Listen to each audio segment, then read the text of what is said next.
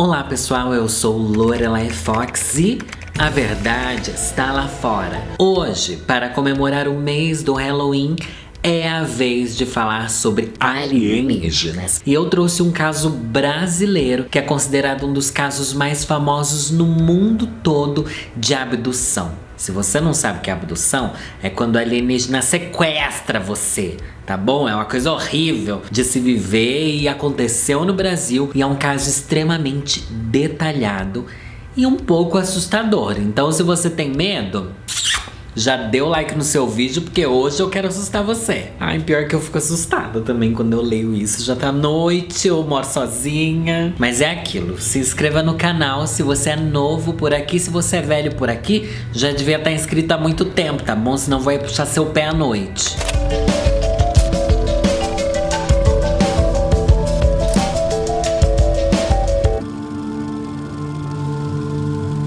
E o caso que eu vou tratar aqui é o caso Vilas Boas. Um caso que aconteceu no mês de outubro também, do ano de 1957. O Antônio Vilas Boas morava com a família dele numa fazenda na cidade de São Francisco de Sales. Toda a família dele era de lavradores, pessoas que cuidavam do campo, e eles se revezavam nesse cultivo. Alguns trabalhavam de dia, outros à noite. Mas fica óbvio que o Antônio trabalhava à noite, né? Já começou aí a parte creepy da história. Eis que no começo daquele mês de outubro, os fatos estranhos começaram a acontecer. A família foi dormir por volta das 11 horas. E era uma noite muito quente. Justamente por estar muito calor, o Antônio resolveu abrir as janelas do quarto dele. Quando ele abriu, ele reparou que tinha uma luz forte, muito brilhante, vindo do curral. Ele chamou o irmão dele, que dormia ali no mesmo quarto, mas o irmão não deu a mínima, não quis nem saber do que ele estava falando. Enfim, os dois foram dormir. Durante aquela mesma noite, o Antônio acordou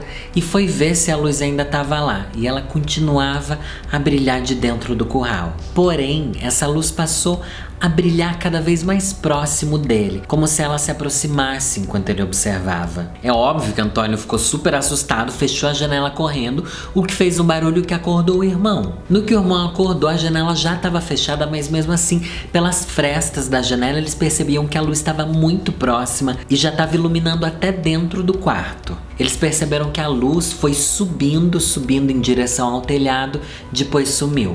Esse fato foi muito estranho, mas depois não aconteceu mais nada por alguns dias. Na noite de 14 de outubro, por volta das 9, 10 horas da noite, o Antônio e o irmão dele, o João, estavam no campo com o trator lavrando as colheitas lá que eles faziam, né? Quando essa luz brilhante apareceu novamente para assustar os dois. Os dois avistaram a luz, eles disseram que ela estava mais ou menos 90 metros de altura, estava bem no céu, e o Antônio resolveu perseguir essa luz. Em vez dele sair correndo, não, ele foi correndo atrás dela. Ô meu filho, o que você tinha na cabeça, né? Isso vai te matar! À medida que ele ia perseguindo a luz ia fugindo dele. Enquanto ele corria pelo campo, a luz ia correndo numa velocidade muito alta na direção contrária dele. E quando ele ia para aquela direção, ela ia para outro lado. Daí depois ia para lá e foi para cá. E foi Nos relatos que o Antônio contou, ele disse que perseguiu a luz de um lado para o outro por mais de 20 vezes. Depois ele cansou dessa brincadeira de corre-corre, pega-pega, voltou ali para onde o irmão estava e os dois foram embora. Mas eles disseram que a luz continuou lá por um bom tempo até depois ela desaparecer. Na noite seguinte, do dia 15 para o dia 16 de outubro, o Antônio foi trabalhar no campo mais uma vez, só que dessa vez ele estava sozinho. Agora fica aqui o questionamento: você ia ter coragem? Porque eu nunca mais que eu ia voltar, ainda mais sozinho pro campo à noite, mesmo lugar. Ai, Jesus! Isso porque também, né, gente, é coisa de 70 anos atrás. A gente não tinha um drone pra você colocar a culpa no drone, dizer que era coisa do drone. Não tinha nada pra você culpar, senão um próprio alienígena mesmo. Eis que ele tava lá no campo e por volta da 1h da manhã, ele avistou naquele mesmo lugar onde ele viu a luz na noite anterior, ele viu outro fenômeno bem mais estranho. Era como se fosse uma bola avermelhada que vinha do céu em direção a ele. Óbvio que tudo numa velocidade impressionante. E antes dele poder fazer qualquer coisa, ele percebeu que a luz já estava muito próxima, cerca de 50 metros acima da cabeça dele. E dele entendeu de onde vinha aquela luz. Ele disse que a luz vinha de uma nave com formato de ovo alongado. A nave foi se preparando para pousar a cerca de 15 metros de onde ele estava. E ele tem uma descrição muito detalhada de como essa nave era. Diz que ela tinha 3 pezinhos para pousarem, sabe? E dessa vez o Antônio entrou em pânico. Finalmente você teve medo, né, Antônio? Pelo amor de Deus. Ele tentou sair correndo, tentou voltar pro trator dele pra fugir. Mas, gente, vocês sabem o que aconteceu, né?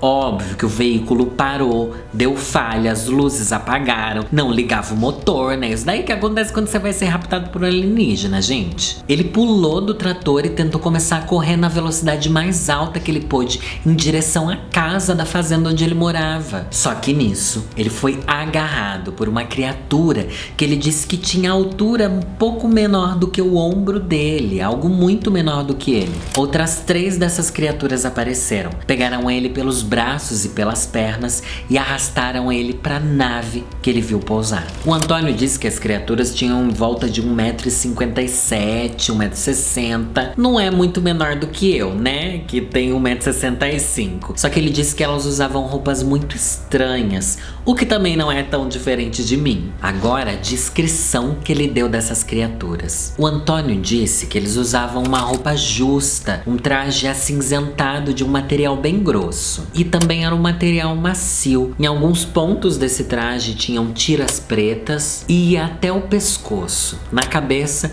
eles tinham um capacete que parecia ser bastante rígido e era reforçado na região do nariz. Era como se eles usassem macacões e no peito eles tinham um emblema vermelho que emitia luzes às vezes. Eles também tinham luvas bem grossas e uns cintos largos. Ele reparou que a sola da bota desses alienígenas também era muito grossa. Elas tinham cerca de 8 centímetros de espessura. O Antônio disse que o capacete cobria muito da cabeça deles, mas deixava visível os olhos das criaturas, que eram protegidos apenas por óculos redondos transparentes. Ele disse que os olhos eram menores do que os nossos, bem claros e azuis. Engraçado, né? Porque geralmente o ET tem um olho gigante, os ET desse cara daqui tinha um olho pequeno. Só que daí a gente fica pensando assim, talvez os outros ET que a gente conheça, na verdade sejam esses seres com essa roupa. Porque a roupa fazia parecer que eles eram cabeçudos, tinha um olhão, mas por dentro o olho era pequeno. Então era só um exotraje, como a gente que entende. Sabe que eu sou ufóloga, né, gente? A gente que entende chama de exotraje. Ele disse mesmo que eles tinham um capacetão que fazia com que a cabeça deles parecesse bem grande, mas não dava pra saber se a cabeça era grande ou se era um equipamento mesmo que deixava tudo ser grande ali em cima. Agora é que começa o babado.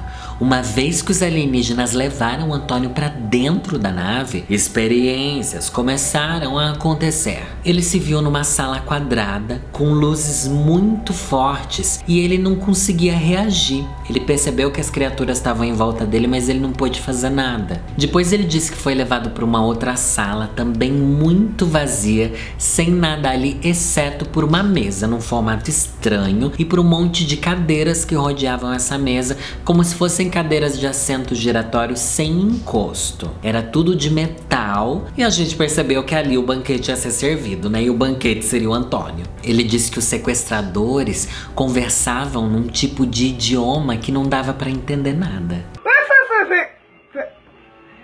Era como se eles emitissem um tipo de som que não dá nem pra descrever, algo que não existe parecido no nosso planeta. Se bem que lá nos anos 50, né, gente, que referência de som que eles tinham. Hoje em dia, com os streaming aí, com o tipo de música que a gente já inventou, dá pra ter mais referência musical e de sonoridade, né? Na época, talvez ele não tivesse tanta. Naquela sala, com a mesa estranha, os alienígenas começaram a despir o Antônio. Ele, muito assustado, tentava falar que não queria e tal. E ele disse que os alienígenas pararam por um momento, encararam ele E ele percebeu que eles estavam tentando dizer pra ele ter calma, alguma coisa como se eles estivessem sendo educados e que aquilo era necessário. Com ele já sem roupa, os alienígenas trouxeram um tipo de esponja embebida num óleo transparente, sem cheiro, sem cor, esfregaram no corpo dele inteiro. Então ele percebeu que outros alienígenas estavam vindo com uma espécie de cálice com 2 tubos. Era como se fossem umas mangueiras finas e na ponta desse tubo tinha uma espécie de ventosa que eles grudaram no queixo do Antônio e dali ele percebeu que o sangue dele estava escorrendo em direção ao cálice que ficava na ponta dos tubos. Tiraram o sangue dele 2 vezes, uma vez em cada um dos tubos. Ele disse que não doeu também, só sentiu um incômodo e um tipo de queimação, mas uma dor ele não sentiu. Meses depois do Antônio contar isso, ele foi examinado pelo Dr. Olavo Fontes, que emitiu um laudo sobre o caso no dia 22 de fevereiro de 1958, dizendo: 2 pequenas manchas hipercrômicas, uma de cada lado do queixo, de pequeno tamanho e formato mais ou menos arredondado. Uma delas tem o diâmetro de uma moeda de 10 centavos. É grande, né, gente? É um buracão, eu acho. Sendo a outra um pouco maior e de aspecto mais irregular. A pele sobre essas regiões se apresenta mais lisa e adelgada, como se tivesse sido renovada recentemente, ou como se fosse algo atrofiado. Não há nenhum elemento que permita fazer qualquer avaliação sobre a natureza e a idade dessas marcas. Apenas se pode dizer que são cicatrizes de alguma lesão superficial com hemorragia subcutânea associada, tendo pelo menos 1 mês e no máximo 12 meses de existência. Aparentemente, essas marcas não são definitivas e desaparecerão provavelmente em alguns meses. Nenhuma outra mancha ou marca semelhante foi assinalada. Que sugaram o sangue dele ali, sugaram, gente. Agora, se foi os alienígenas, cabe a gente acreditar no relato ou não. Mas a coisa ainda vai ficar muito mais estranha. Lá na nave dos alienígenas, depois dele ter sido sugado, né, do sangue dele ter sido retirado, ele foi deixado sozinho nessa sala e percebeu que em algum momento uma fumaça acinzentada começou a sair de alguns buracos nas paredes. A fumaça veio, dominou o lugar, depois desapareceu. A fumaça acabou deixando ele passando mal. Ele sentiu enjoo, náuseas, ficou assim todo drogadão. Tô doidona, tô doidona. A Lucy cresce. Foi para um canto da sala e acabou vomitando ali. Depois que ele vomitou, ele percebeu que melhorou. E foi nessa hora que ela avistou um alienígena nu entrando na sala. Vale ressaltar aqui que alguns especialistas em ufologia, tá bom, dizem que essa fumaça que foi jogada ali na sala serviu para que esse alienígena pudesse entrar ali sem estar usando as roupas de proteção, para que ele conseguisse respirar e sobreviver naquele ambiente. Eu acredito nisso, tá bom? A fumaça serviu para alienígena pelado chegar ali. O Antônio disse que a alienígena que ele considera parecido com uma mulher era muito bonita, mas diferente de tudo aquilo que a gente considera beleza no planeta Terra. Mas mesmo assim ela era exótica, chegava bem devagar, calmamente perto dele. Essa alienígena tinha olhos grandes e alongados, também eram muito azuis e ela tinha um cabelo loiro, quase branco e que chegava na altura dos ombros. Ela também tinha um rosto diferente, a maçã do rosto dela era muito larga, muito proeminente e o queixo muito fino, deixava o rosto com formato triangular. Os lábios eram muito finos, quase invisíveis.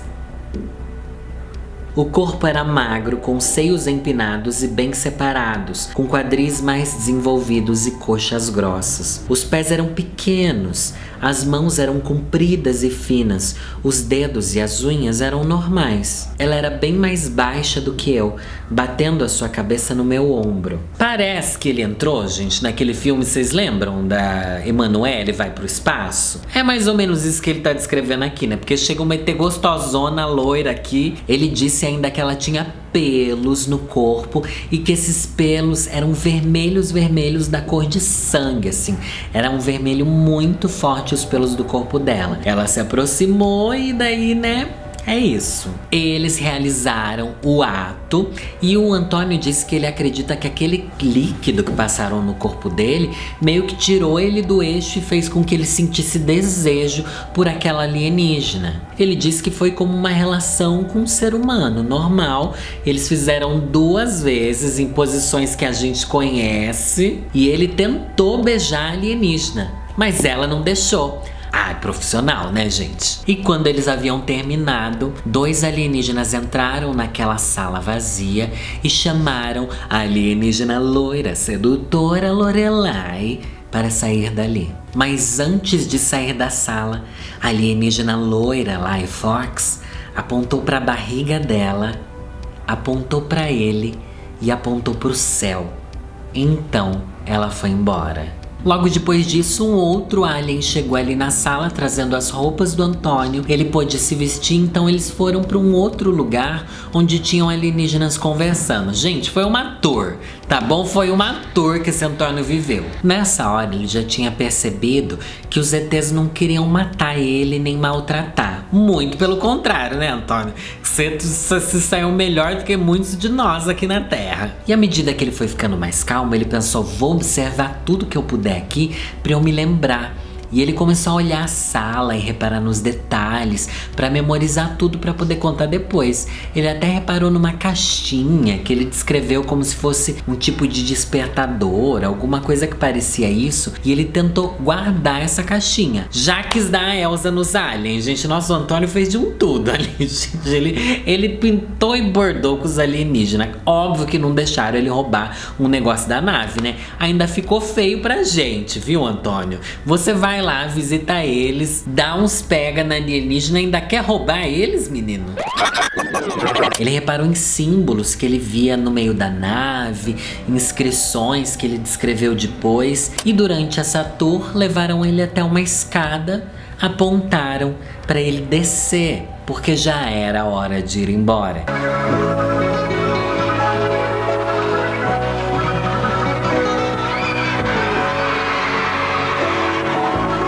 Então ele desceu da nave, a nave decolou, subiu para o céu e foi na direção sul, num disparo tão rápido como uma bala. Ele voltou para o trator dele, já era mais ou menos umas 5h30 da manhã. Só que depois desse contato, as coisas não ficaram tão bem pro Antônio. Ele sofreu de sonolência excessiva, lesões cutâneas, dores no corpo, náuseas, perda de apetite, dores de cabeça e ardência nos olhos, que são sintomas muito comuns por envenenamento de radiação. Mas ele passou por uma série de exames depois e não detectaram radiação no corpo dele, nada a não ser aqueles 2 furos no queixo dele por onde sugaram o sangue. Também fizeram testes psicológicos com o Antônio, porque afinal, né, gente? Afinal, tá difícil de acreditar nessa história aí que tá parecendo mais um conto erótico. Mas todos os testes que fizeram com ele disseram que ele estava com as faculdades mentais em perfeito estado, ele não tinha nenhum problema. Inclusive, depois desse evento, depois de tudo isso que aconteceu com ele também não sofreu nenhum estresse pós-traumático, alguma coisa assim muito grave psicologicamente. E o Antônio teve uma vida muito pacata e comum. Ele se formou em Direito, teve 4 filhos com pessoas do planeta Terra, já com alienígena a gente não sabe quando saiu dali. E ele morreu no dia 17 de janeiro de 1991, aos 56 anos de idade, por conta de problemas cardíacos. E durante a vida, obviamente, ele deu muitas entrevistas sobre o caso que ele viveu. Tem um vídeo aqui no canal que eu falo sobre as experiências alienígenas e tal, que eu explico essa coisa de contatos imediatos, porque existem diversos graus de contatos imediatos e, gente, não é tão raro, acontece isso de pessoas que são sequestradas por alienígenas para fazerem filhos aliens. Não é uma coisa que o brasileiro inventou, é uma coisa que já existe em outros lugares, que existem outros relatos sim, então fica esperto aí, hein? Fica esperto, você que tá na seca, tá querendo tanto aí, né, ferver nesse seu Tinder, vai saber o que aparece aí pra você, se não é um alienígena querendo copular. Se liga, hein? Mais dos males o menor, né, gente? Pelo menos ali foi, se divertiu, ainda fez um tour alienígena. O que vocês acharam dessa história? É assustadora, mas não é tanto não, né? E eu adoro porque é uma história brasileira e importantíssima pros fenômenos ufológicos mundiais. Será que eu tenho que falar do ET de Varginha? Comentem aqui quais outros casos vocês gostariam que eu trouxesse. E também não deixa de seguir @Lorelai_Fox no Twitter, no Instagram, no TikTok, em todos os lugares. E também ouvir o podcast Para Tudo, que é meu podcast, novos episódios toda sexta-feira às 6 da manhã, gente. Acorda cedo e vem comigo. Meu nome é Lorelai Fox e é nessa que eu vou.